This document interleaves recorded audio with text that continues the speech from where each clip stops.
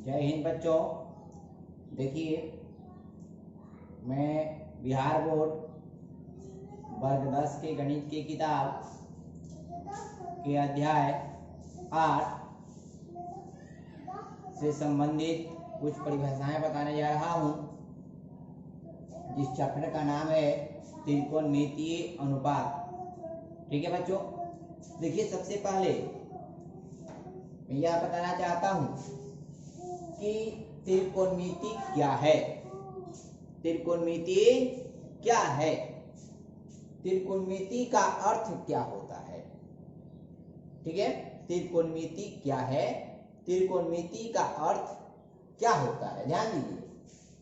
इसका आंसर होगा त्रिकोणमिति, त्रिकोणमेट्री शब्द ग्रीक भाषा के 3 शब्दों, ग्रीक भाषा के कितनों शब्दों, 3 शब्दों, ग्रीक भाषा के 3 शब्दों कौन कौन, ट्री, ट्री, जिसका अर्थ है 3, जिसका अर्थ क्या है 3, और दूसरा है गोनिया, दूसरा क्या है गोनिया, जिसका अर्थ क्या है कोण है, जिसका अर्थ क्या है कोण है।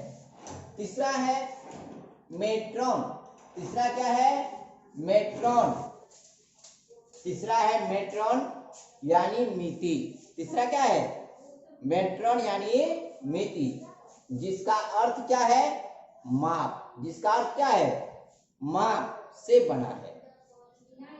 ठीक है बच्चों, तो त्रिकोणमिति क्या है, त्रिकोणमिति का अर्थ क्या है, तो इसका अर्थ है त्रिकोणमिति शब्द ग्रीक भाषा के 3 शब्दों, ट्री जिसका अर्थ है 3, गोनिया जिसका अर्थ है कोण, मेट्रॉन मिति जिसका अर्थ है माप से बना हुआ है। इस तरह त्रिकोणमिति का शाब्दिक अर्थ है 3 कोणों की माप है। इस प्रकार से त्रिकोणमिति का शाब्दिक अर्थ क्या है, 3 कोणों की माप है। किंतु एक त्रिभुज में 3 ही कोण होते हैं। एक त्रिभुज में कितने कोण होते हैं, 3 कोण। देखिए यह त्रिभुज हुआ, 3 कोण होते हैं, एक यहां हुआ, एक यहां हुआ, एक यहां हुआ। ठीक है, 3 कोण होते हैं। अतः त्रिकोणमिति का अर्थ होता है त्रिभुज की माप से भी होता है। अतः त्रिकोणमिति का अर्थ क्या होता है, त्रिभुज की माप से भी होता है। ठीक है बच्चों, तो इस प्रकार हम त्रिकोणमिति क्या है, त्रिकोणमिति का अर्थ क्या होता है, इसके बारे में जानकारी प्राप्त किए। यदि कोई पूछता है कि त्रिकोणमिति क्या है, त्रिकोणमिति का अर्थ क्या है, तो त्रिकोणमिति यानी ट्रिगोमेट्री का अर्थ होता है, ग्रीक भाषा में 3 शब्दों से मिलकर यह बना है, ट्री, गोनिया और मेट्रॉन। ट्री का अर्थ होता है 3, गोनिया का अर्थ होता है कोण, मिति का अर्थ होता है, मेट्रॉन का अर्थ होता है मिति, जिसका अर्थ है माप। यहां दिया हुआ है, इस तरह त्रिकोणमिति का शाब्दिक अर्थ होता है 3 कोणों की माप। किंतु एक त्रिभुज में ही 3 कोण होते हैं, इसलिए त्रिकोणमिति का अर्थ त्रिभुज के माप से लगा होता है। ठीक है बच्चों, देखिए त्रिकोणमिति से संबंधित अगला क्वेश्चन है, त्रिकोणमितीय अनुपात किसे कहते हैं। ठीक है बच्चों, देखिए त्रिकोणमितीय अनुपात किसे कहते हैं, इसका उत्तर होगा त्रिकोणमिति में त्रिभुज के भुजाओं के अनुपात, त्रिकोणमिति में त्रिभुज के भुजाओं के अनुपात एवं कोणों के संबंध के अध्ययन किया जाता है। कोणों के संबंध का अध्ययन किया जाता है, कोणों के संबंध का अध्ययन किया जाता है। ये अनुपात ही क्या कहलाते हैं, त्रिकोणमितीय अनुपात कहलाते हैं। ठीक है बच्चों, यदि कोई पूछता है कि त्रिकोणमितीय अनुपात किसे कहते हैं, तो इसका आंसर होगा त्रिकोणमिति में त्रिभुज के भुजाओं के अनुपात एवं कोणों के संबंध का अध्ययन किया जाता है। ये अनुपात ही त्रिकोणमितीय अनुपात कहलाते हैं। इस प्रकार से हम इसका उत्तर दे सकते हैं। देखिए इस अध्याय में हम लोग समकोण त्रिभुज से संबंधित त्रिकोणमितीय अनुपातों को पढ़ेंगे। सबसे पहले यह जानेंगे कि समकोण त्रिभुज किसे कहते हैं। ध्यान दीजिए, समकोण त्रिभुज, समकोण त्रिभुज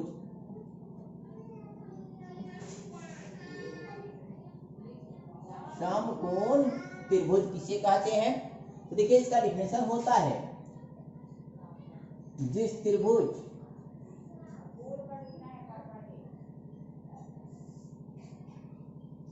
का कोई एक कोण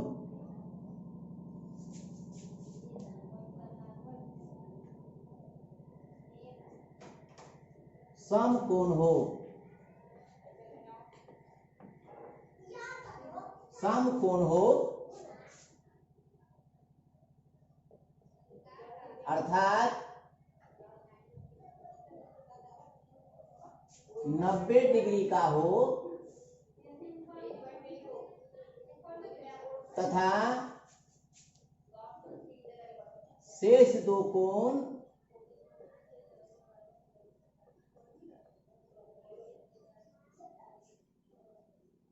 न्यून कोण हो,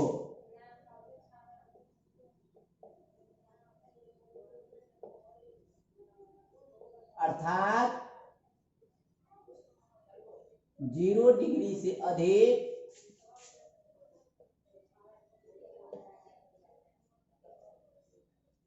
और 90 डिग्री से कम हो, और 90 डिग्री से कम हो।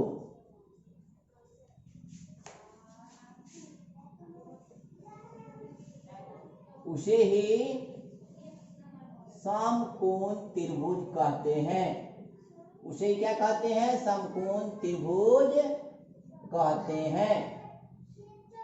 उसे क्या कहते हैं? समकोण त्रिभुज कहते हैं। देखिए, जिस त्रिभुज का कोई एक कोण समकोण हो अर्थात 90 डिग्री का हो तथा शेष दो कोण न्यून कोण हो अर्थात 0 डिग्री से अधिक और 90 डिग्री से कम हो, उसे समकोण त्रिभुज कहते हैं।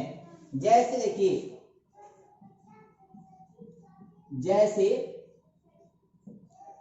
नीचे दी गई आकृति, नीचे दी गई आकृति में त्रिभुज ABC एक समकोण त्रिभुज है, एक समकोण त्रिभुज है, क्योंकि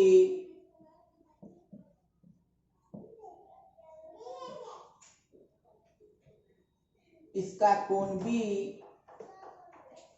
समकोण है। क्या है? समकोण है। देखिए आकृति,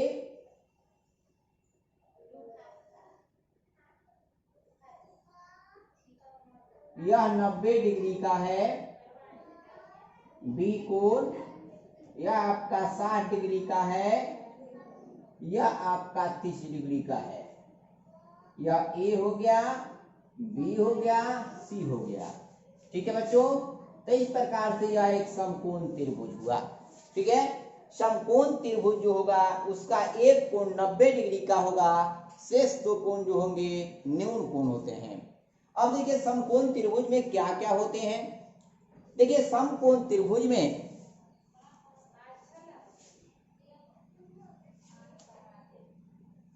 समकोण त्रिभुज में समकोण के ठीक सामने वाली जो भुजा होती है वह कर्ण होती है। समकोण त्रिभुज में समकोण यानी 90 डिग्री के ठीक सामने वाली जो भुजा होती है वह कर्ण होती है। तो इसमें कर्ण कौन है? तो यह जो है कर्ण है। यह क्या है? कर्ण है। यह क्या है? लंब है। यह क्या है? आधार है। क्या है यह? आधार। ठीक है बच्चों, कर्ण को संकेत में एच कहते हैं, हाइपोटेनियस। बी लंब को संकेत में पी कहते हैं, आधार को संकेत में बी कहते हैं यानी बेस। ठीक है, तो इस प्रकार से यह समकोण त्रिभुज हुआ। समकोण के 90 डिग्री के ठीक सामने वाली जो भुजा होती है वह कर्ण होती है। ठीक है, और कर्ण के ठीक सामने वाला जो कोण होता है वह समकोण होता है। अब आइए समकोण त्रिभुज में और क्या होता है।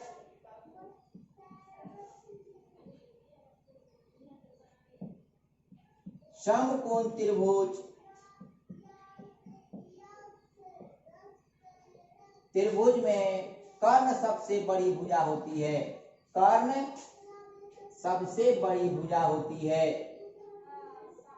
कर्ण सबसे बड़ी भुजा होती है, कर्ण सबसे बड़ी भुजा होती है। समकोण त्रिभुज में कर्ण सबसे बड़ी भुजा होती है। दूसरा इसमें क्या होता है, कर्ण के सामने वाला कोण समकोण होता है, कर्ण के सामने वाला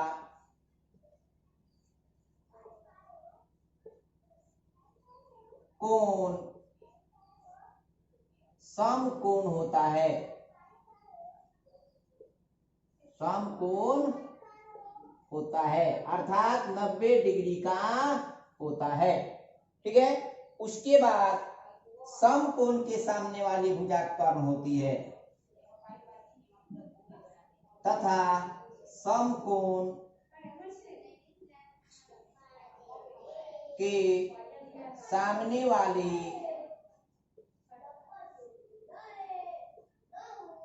वाली भुजा क्या होती है, कर्ण होती है। सामने वाली भुजा क्या होती है, कर्ण होती है।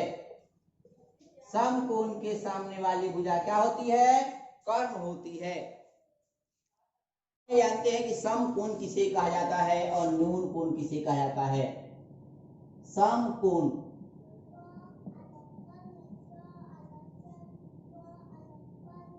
जिस कोण की माप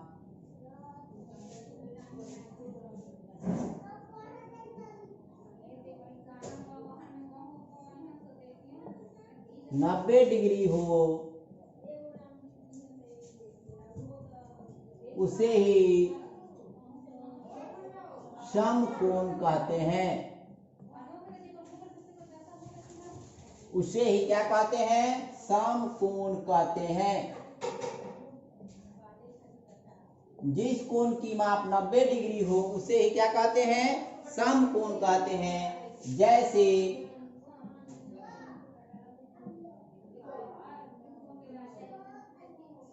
कोण AOB तथा कोण COD एक समकोण है।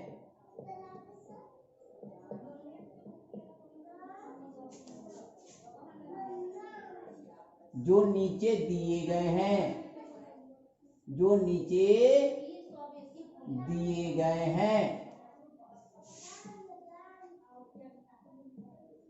देखिए यहां हम दो ठो कोण बनाते हैं, समकोण।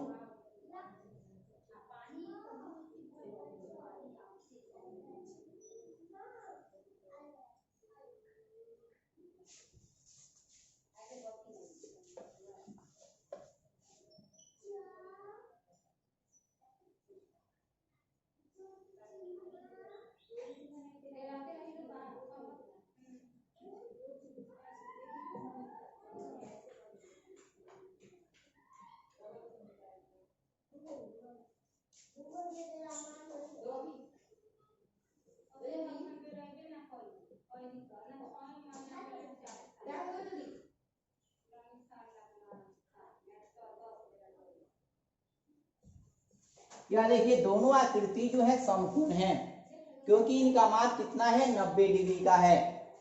तो इस प्रकार के कोण को क्या कहते हैं, समकोण कहते हैं। यानी जिस कोण की माप 90 डिग्री हो उसे ही क्या कहते हैं, समकोण कहते हैं। अब देखिए न्यून कोण किसे कहा जाएगा, न्यून कोण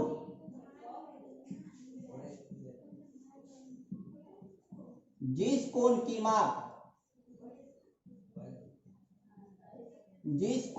माप 0 डिग्री से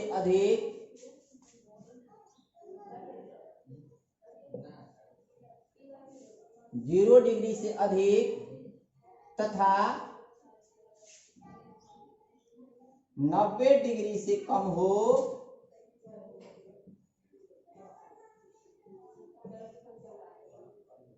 उसे ही न्यून कोण कहते हैं। उसे ही क्या कहते हैं? न्यून कोण कहते हैं। उसे ही क्या कहते हैं? न्यून कोण कहते हैं। जैसे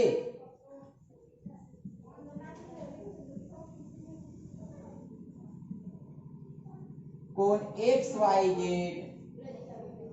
तथा कोण PQR एक न्यून कोण है। एक न्यून कोण है।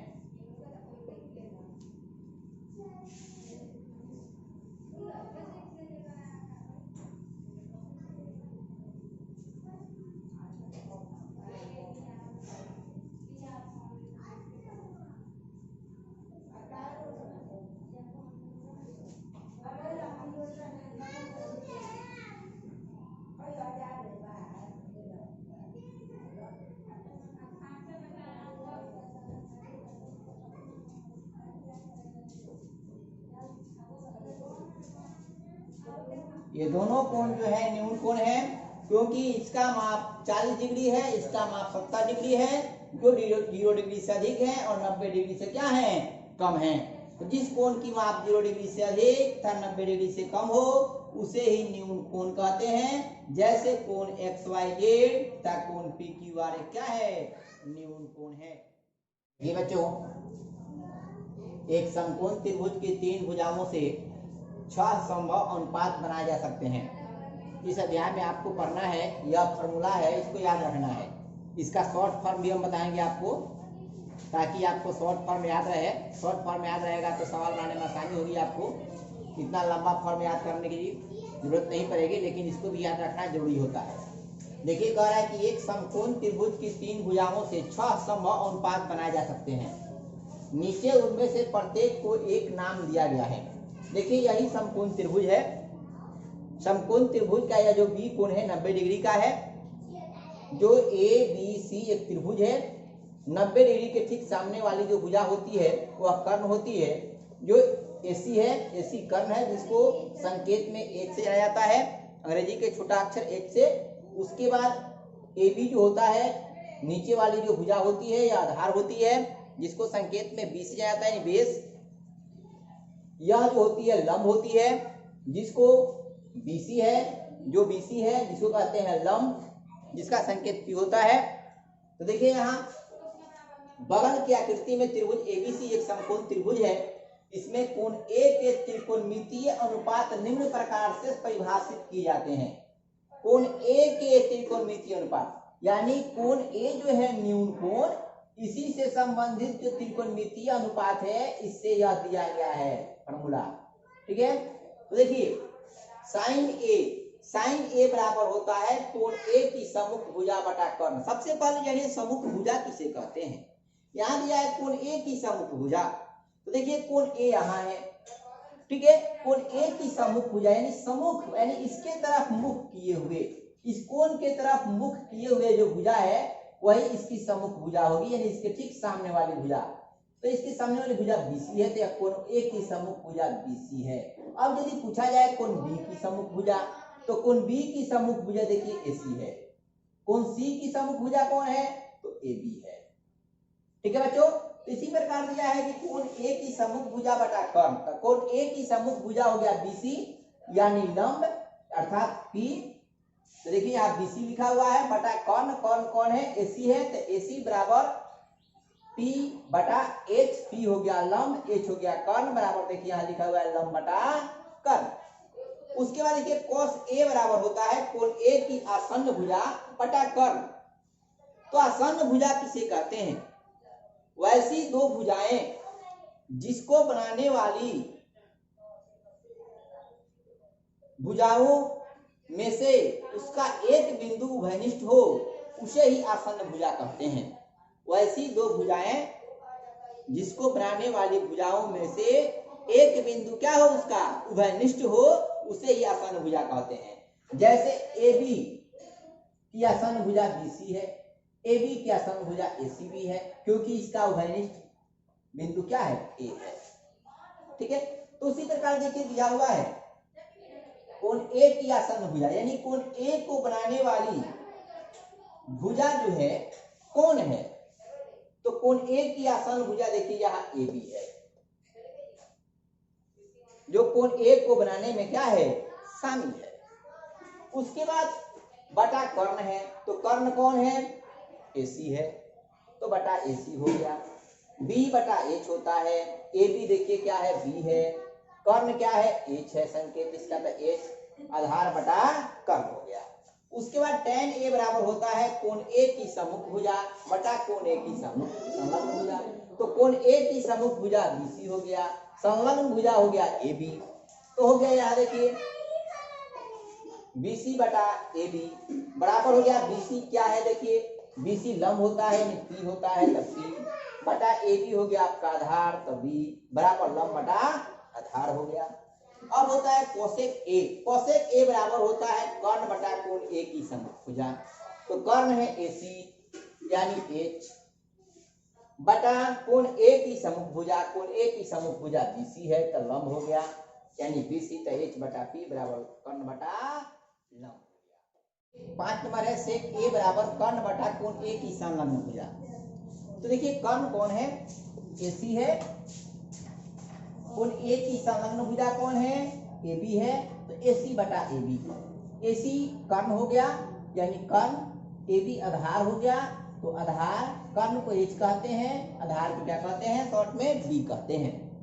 अब है कॉट A, कॉट A बराबर हो गया कोण A की संलग्न भुजा बटा कोण A की सम्मुख भुजा, तो कोण A की संलग्न भुजा है AB, तो यहाँ हो जाएगा AB बटा कोण A की सम्मुख भुजा, कोण A की सम्मुख भुजा है BC, तो बटा हो गया BC बराबर हो गया B बटा P, B हो गया आधार, P हो गया लंब, बराबर हो जाएगा आधार बटा लंब। इस प्रकार से जो है इसके 6 त्रिकोणमितीय अनुपात हुए समकोण त्रिभुज के कोण A के लिए। देखिए बच्चों कोण A के sine, cosine, tangent, cosecant, secant, cotangent को संक्षेप में क्रमशः क्या कहा जाता है, यानी sine, cosine, tangent, cosecant, secant, cotangent को संक्षेप में क्रमशः क्या कहा जाता है, तो देखिए साइन A कहा जाता है, यानी साइन को साइन A, कोसाइन को कॉस A, टेंजेंट को टेन A, कोसेकेंट को कोसेक A, सेकेंड को सेक A और कॉटेंजेंट को कॉट A लिखा जाता है। ठीक है बच्चों, अब देखिए इसको हम लोग जो हम 6 त्रिकोणमितीय अनुपात आपको बताए हैं उसको संक्षेप में कैसे लिखेंगे, आइए अब इसके बारे में जाना जाए। अब देखिए इसको कोण A को sine A, cosine, tangent, cosecant, secant और कॉटेंजेंट को संक्षेप में क्रमशः sine A, cos A, tan A, cosec A, sec A और कॉट A लिखा जाता है। अब देखिए इसको संक्षेप में जो फॉर्मूला है आपको बताया गया इसके पहले, उसका संक्षेप जो देखिए यहाँ दिया गया है। देखिए साइन A बराबर होता है P बटा H यानी लंब बटा कर्ण, कॉस A बराबर होता है B बटा H यानी आधार बटा कर्ण, टेन A बराबर होता है P बटा B यानी लंब बटा आधार, कोसेक A बराबर होता है H बटा P बराबर कर्ण बटा लंब, सेक A बराबर होता है H बटा B बराबर कर्ण बटा आधार। अब आइए इसको याद कैसे कीजिएगा, कॉट A बराबर होता है B बटा P बराबर आधार बटा लंब। इसको याद करने का तरीका है कि इसमें से कोई 3 यदि याद हो जाएगा तो 3 ठो और याद हो जाएगा, क्योंकि तो 3 ठो यदि याद तो उसका व्युत्क्रम कर दीजिएगा तो 3 ठो और याद हो जाएगा। देखिए मैं अब व्युत्क्रम बताने जा रहा हूं किसका कौन व्युत्क्रम होता है। ठीक है, देखिए बच्चों आप जो फॉर्मूला हम अभी आपको लिखवाए इसके पहले, उस फॉर्मूला को शॉर्ट में कैसे याद कीजिएगा, यहाँ देखिए लिखा हुआ है अनुपात कोसेक A, सेक A और कॉट A क्रमशः साइन A, कॉस A और टेन A के व्युत्क्रम होते हैं। व्युत्क्रम का मतलब होता है अपोजिट यानी उल्टा। तो कोसेक ए जो होता है वह किसका उल्टा होता है? साइन ए के उल्टा होता है, उसका व्युत्क्रम होता है। देखिए यहाँ साइन ए बराबर पी बटा एच यानी लंब बटा कर्ण। अब यहाँ देखिए कोसेक ए बराबर एच बटा पी, उलट गया ना, एच बटा पी हो गया यानी कर्ण बटा लंब। कर्ण ऊपर चल गया, लंब नीचे चला यानी कर्ण बटा लंब हो गया। उसी प्रकार देखिए सेक ए जो होता है यह किसका व्युत्क्रम होता है? कोस ए का होता है। देखिए यहाँ कोस ए बराबर बी बटा एच बराबर आधार बटा कर्ण। अब देखिए सेक ए बराबर हो जाता है, पलट जाएगा, इसका व्युत्क्रम हो जाएगा एच बटा बी बराबर कर्ण बटा आधार। ठीक है। उसके बाद कोट ए, तो कोट ए जो होता है tan ए का व्युत्क्रम होता है। देखिए tan ए बराबर पी बटा बी यानी लंब बटा आधार, तो cot ए बराबर हो गया b बटा पी, उलट गया आधार बटा लंब। तो इस प्रकार से आप संक्षेप में याद कर सकते हैं। यदि 3 ठो याद हो जाएगा, साइन का व्युत्क्रम क्या होता है, cos का व्युत्क्रम कौन होता है, tan का व्युत्क्रम क्या होता है, तो आपको आसानी से याद हो जाएगा। देखिए साइन का व्युत्क्रम कोसेक होता है, cos का व्युत्क्रम सेक होता है, tan ए का व्युत्क्रम cot ए होता है। तो इसका व्युत्क्रम यदि याद कर लेते हैं तो आपको 6 अनुपात जो है याद हो जाएंगे 3 ठो याद हो जाने के बाद। तो बच्चों देखिए इस प्रकार से आप इस फॉर्मूला को याद कर लीजिएगा। फॉर्मूला याद कीजिएगा तभी त्रिकोणमिति आपको समझ में आएगा सवाल।